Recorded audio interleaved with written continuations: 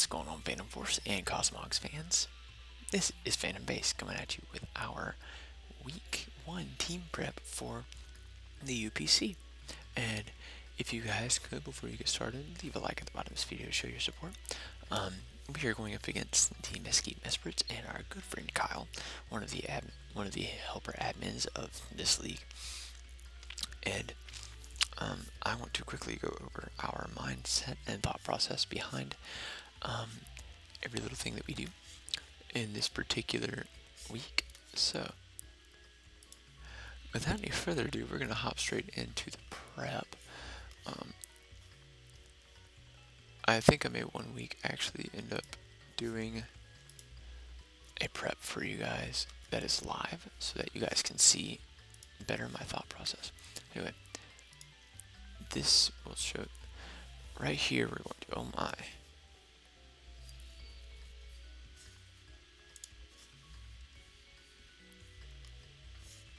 Let's try this. There we go. Alright. I'm going to do some live editing real fast. Alright, yeah, so let's hop over here. Let's close up this. And we're going to, yeah, get right into this. So, yeah. Let's go ahead and hop in with some good old-fashioned prep. So, this prep in particular is meant for a roster that looks something along the lines of, I don't have the list on me. Oh my gosh. I really don't want to have to go grab my tablet, but I will. So, let me BRB. Actually, what? I don't have to. I can look at Discord because I was smart and put it on there. Okay, so come on, Discord. Let's go. Don't lag on me now, brother. Scrolling up. Alright, so his team is Jirachi, Lander, Asterium, Alola, Muck, Jolteon, Kyurem, Hitmonlee, Dodrio, Mesprit, Volcarona, Kabutops, and Mega Gyarados. And obviously, as if you guys checked out my team analysis, my draft was Tapu Lele, Garchomp, Delmise, Rotom-Wash, Emboar, Pelipper, Omastar, Mega Scizor, Skuntank, Meloetta, and Cryogonal. Now, right away, I look at his team and I think, okay, his biggest threats to me are Jirachi, Lander, Asterium, Alola, Mug, and Volcarona, and maybe Mega Gyarados. And so, I have a decent team that I think can cover that set of weaknesses. And honestly, a lot of it revolves around Psychic Terrain, which is funny because I'm actually bringing priority on Mega Scizor. But so we're gonna hop right into this and say first off that our first Pokemon that we have is our Michelle Pfeiffer, the Tapu Lele, and I still don't have a nickname for Rotom-Wash yet. I'm just gonna call it my mom because who else does your laundry but your mom? Alright, so we are bringing a Scarf Tapu Lele this week. And fun fact of the day, this is going to be like, I think, the first time ever that I've brought a double Scarfers on a team. And you'll see why in a minute. So anyway, we're bringing Scarf Tapu Lele with enough speed to speed creep a +1 Mega Gyarados at Jolly. And we're bringing Psychic Thunderbolt, Shadow Ball, and Moonblast. Thunderbolt is to hit the Dodrio and the Kabutops. Moonblast hits the Gyarados and the Hitmonlee and the Mug for decent damage. Pretty much hits everything else for neutral, and it hits Kyurem, except for Jirachi, which that's why we have Shadow Ball. And Psychic just absolutely annihilates Volcarona in 2 shots, even, especially once it gets a +1. Now, granted, we are rocking 148 with, like I said, enough speed to speed creep a +1 Mega Gyarados, so that he can't just easily set up a Dragon Dance and proceed to sweep. He's got to do better than that. We're running a Timid Nature so that we can achieve that speed. Max special attack, 104 in HP, and the 4 in defense, and that allows us to live a +1. What is it? I believe it was a +1 waterfall for Mega Gyarados. Don't quote me on that. Let me look at the rest of his team. It allows me actually to live a +1 Bug Buzz from Volcarona. I think a +1 waterfall from a Jolly Gyarados. Now, our next Pokemon we're going to. I mean, this is really nothing special. It's just I threw the rest in HP and defense, so I really don't know. But this next spread, on the other hand, is very particular. We are actually no. Yes, this one is our other Scarfmon. Is our Greg Norman the Garchomp. Rocking Choice Scarf, Rough Skin with Dragon Claw, Hidden Power, Ice, Stealth Rock, and Earthquake. And to understand my spread behind this, we are actually speed creeping a Scarfed Landorus Therium. And we can 2-hit KO with Hidden Power Ice, and the reason I thought that is because he's going to bring in to intimidate, predicting either some kind of Earthquake or a Dragon Claw or something like that. And we can 2-hit KO it with Hidden Power Ice on that prediction, or we can set up Stealth Rocks or whatever. We're not going to be limited just to the fact that we can be a physical mon, but we can 2-hit KO it with Hidden Power Ice with 96 investment in there.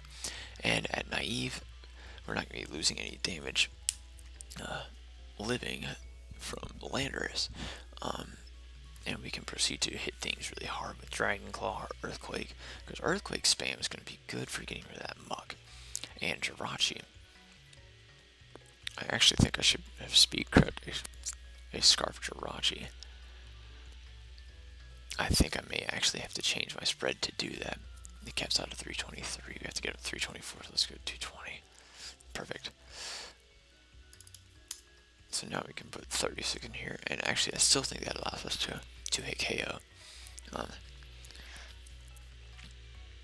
Yeah, I think it still allows us to hit KO Landorus there, and it was a roll with no investment, so I think this should allow us to. Anyway, so that's that. Nothing crazy. Our next Pokemon is our Jimmy Dean the Emboar with Reckless Life Orb to hit incredibly hard for racking Flare Blitz, Sucker Punch, Scald, and Wild Charge. This spread is incredibly complicated because it allows us to live a Psychic trained Psychic from a Volcarona. So essentially +1 Psychic from Volcarona. And also allows us to hit KO Landorus Therium with a Scald on the switch in. Actually, I think we can Oko Volcarona with a Flare Blitz. Sucker Punches to out-prioritize, or to deal with things like Jirachi. Also allows us to deal with things like, I don't know, Jolteon. Just in general, things that are faster than us, or things that are weak to Sucker Punch. Scald is literally for the switch-in of Landorus Therium.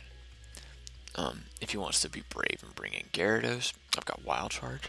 So even if he decides to go for the switch in and get the Intimidate off, I can smack him with Wild Charge, still kill him. So that would be that's the biggest thing on this is we outspeed. Or we don't outspeed anything, but we can live one waterfall as unboosted from Gyarados as well and kill it with a Wild Charge before if we can predict that switch in. Our next Pokemon is our Shuckleberry Rotom-Wash, and the biggest reason I'm running Shuckleberry is so that we can live an Earthquake from a +1 Mega Gyarados. And I legit think, and for those of you who aren't used to League format, by the way, Mold Breaker prevents Levitate from actually being a thing, so Earthquake actually is super effective. But that's the big thing is that we're not afraid of. So if he hits us with an Earthquake, we live, and it doesn't do half to us. I think it does max like 41%. And we can hit him with Thunder Wave, turn around Volt Switch or Pain Split. If he goes for another double into something like, say, Landorus, we can hit Hydro Pump, or we can hit Pain Split, or whatever the case may be, and just deal with it that way.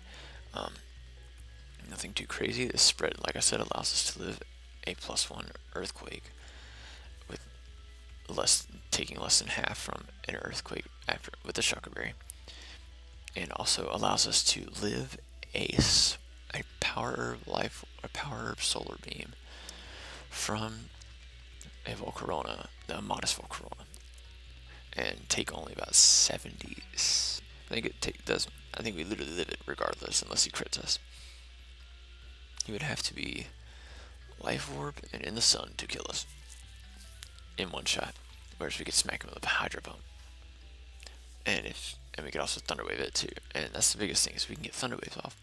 We can bring in Johnny Depp, the Mega Scizor, who is rocking Bullet Punch knockoff Sword Stance and Bug Bite. We are Adamant, obviously, because even at Adamant, no investment, we can 2-hit KO a Volcarona. And at Sword Stance, with the Sword Stance up at +2, we have a chance to 1-hit KO Alolan Muk with Bug Bite. That's crazy. So, yeah, fun times at that. We're also going to be living, let's see, what Pokemon we say we were living things from. In particular, we're living things from Mega Gyarados. That's the biggest threat to my team. Now, this next Pokemon is kind of a crazy Pokemon, because it's also kind of a Wingon. And here's my thought process for that. We have Celine Dion Meloetta, Assault Vest Meloetta, with user in close combat, Relic Song, and Stone Edge.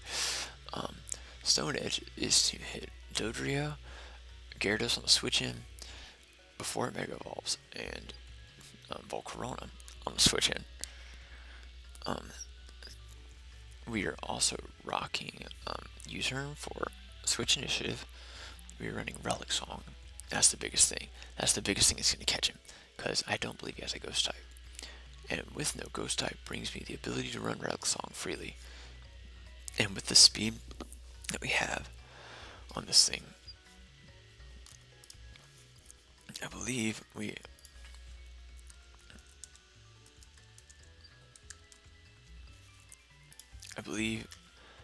in pirouette form we outspeed Jirachi. We outspeed base 100s, which is really good because we're base 128 speed. And yeah, that's crazy.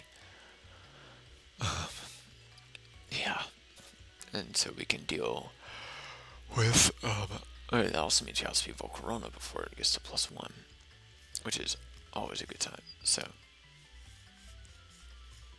yeah, and with this particular setup, once we get to change to pirouette form, we pretty much can hit almost anything on this team that we want for super effective damage, or if not, at least neutral. And that's my biggest thing that I want, is just neutral damage on a lot of things. And so with that, I think our team is pretty much set. There's a lot of physical attackers I'm noticing, but Relic Song also has I believe a 75% has a 10% chance to put things to sleep. That's right. And so with Syringer's it's 20%. So anyway, that should about do this. We're about to go have this battle. And yeah, if that's all it's been for me, this has been Phantom Base. And I will catch you guys next time. Bye guys.